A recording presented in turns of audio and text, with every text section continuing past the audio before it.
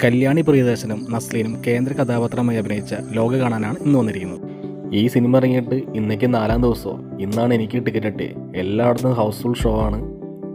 Cinema കണ്ടു കഴിഞ്ഞപ്പോഴാണ് എനിക്ക് മനസ്സിലായത് ടിക്കറ്റ് കിട്ടാത്തതിന് കാരണം ഒരു രക്ഷയില്ലാത്ത പടമാണ്. ഞാൻ ഈ സിനിമയുടെ ബഡ്ജറ്റ് നോക്കിയായിരുന്നു. 30 കോടിക്കാണ് ഇത്രയും വലിയ വിഷ്വൽ ട്രീറ്റായിട്ട് പടം എടുത്തത്. ഞാൻ ഈ പറയാൻ കാരണം തമിഴിലും തെലുങ്കിലും ഹിന്ദിയിലൊക്കെ വലിയ ബഡ്ജറ്റിൽ 500-600 കോടിക്ക് സിനിമ എടുത്തിട്ട് അതിൻ്റെയൊക്കെ വിഷ്വൽ കണ്ടുകഴിഞ്ഞാൽ നമുക്ക് സഹിക്കില്ല.